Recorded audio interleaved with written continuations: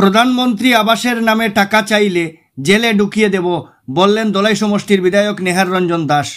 দলাইয়ে ৪,৩১৩ জনের হাতে প্রধানমন্ত্রী আবাস যোজনার অনুমোদন পত্র বিতরণ, রেশন কার্ডধারীদের চাল ছাড়াও রেহাই মূল্যে দেওয়া হবে চিনি, ডাল, লবণ, জানালেন মুখ্যমন্ত্রী ডক্টর হিমন্ত বিশ্ব শর্মা।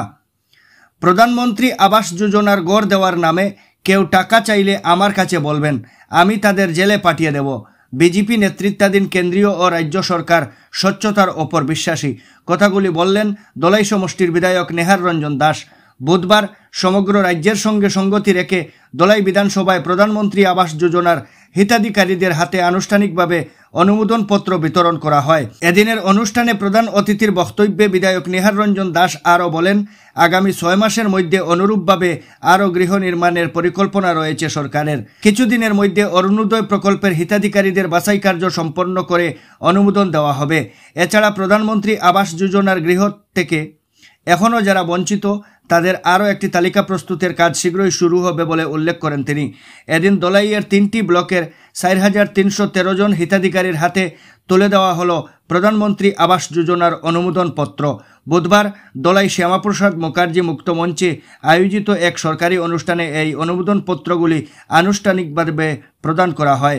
অনুষ্ঠানে উপস্থিত ছিলেন দলাই নরসিংপুর উন্নয়ন খণ্ডের বিডিও ও দলাই বিধানসভার নোডাল অফিসার নেইহাট হাওলাই, ব্লক অফিসার নিখিল অধিকারী, পালংঘাট উন্নয়ন খণ্ডের বিডিও রমেন দত্ত, বর্জালেঙ্গা উন্নয়ন খণ্ডের সহকারী বিডিও সুব্রত পাল, নরসিংপুর উন্নয়ন খণ্ডের MIS ম্যানেজার রানা দাস সহ বিজেপির বিভিন্ন স্তরের নেতৃবৃন্দ।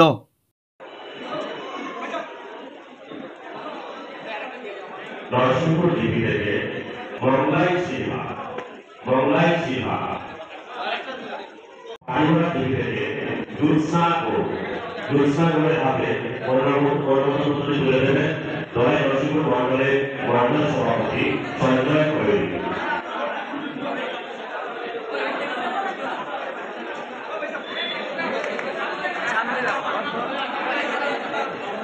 অনুষ্ঠানের শুরুতে মাননীয় মুখ্যমন্ত্রী বক্তব্য রেখেছেন। ওনার বক্তব্যে স্পষ্ট করা আছে যে প্রধানমন্ত্রী আবাস যোজনার অধীনে আসামে 3,88,000 প্রধানমন্ত্রী আবাস মঞ্জুর হয়েছে, তার স্যাংশন লেটার আজকে দেওয়া আছে। আর এই ধলাইতে 3,313 জনকে আজকে স্যাংশন লেটার দেওয়া হবে। এটা সম্ভব হয়েছে কেন্দ্রের নরেন্দ্র মোদীর মতো একজন প্রধানমন্ত্রী থাকার ফলে।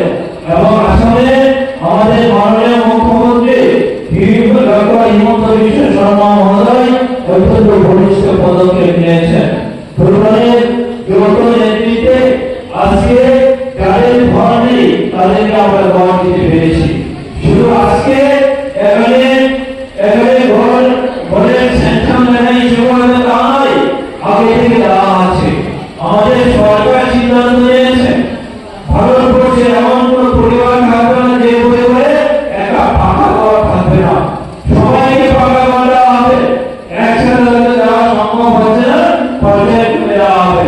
মাননীয় মুখ্যমন্ত্রী বলেছেন যে আগামী সেপ্টেম্বর মাসে আরো ঘর দেওয়া হবে। আগামী সেপ্টেম্বর মাস, আজকে মাস চলছে, 6 মাসের মধ্যে আরো স্যাংশন লেটার দেওয়া হবে এবং স্যাংশন লেটার তৈরি করার জন্য ঘর দেওয়ার জন্য এখন জিও ট্রেকিং এর ব্যবস্থা করা আছে। বন্ধুরা, আমি আপনাদেরকে আজকে বলে রাখি, যারা স্যাংশন লেটার পাবেন তাদের কাছে কেউ যদি কোনো পয়সা দাবি করে, GRS বলুন, জীবিকা সখী বলুন, বা যে কেউ যদি কোনো পয়সা দাবি করে শুধু আমার কাছে চলে আসবে, তাদেরকে ভেবে পাঠানোর দায়িত্ব আমার। আপনারা শুধু আমার কাছে চলে আসবেন, এক পয়সা করে দেবেন। আর জীবন থেকে চলবে এখানেও আপনারা বলে আপনাদের নাম বলানোর জন্য কোনো পয়সা দেবেন না, পয়সা দিয়েও দেওয়া হবে না। এখন যে সিস্টেম হয়েছে, আমি আমার বলে জিওটিং করতে পারবো, আপনি আপনার বলে জিওটিং করতে পারবেন, সবাই করবে, এর থেকে ভাষা করা হবে। কাজে আপনি যারা আপনার বলে জিওটিং করতে পারবেন, এখানে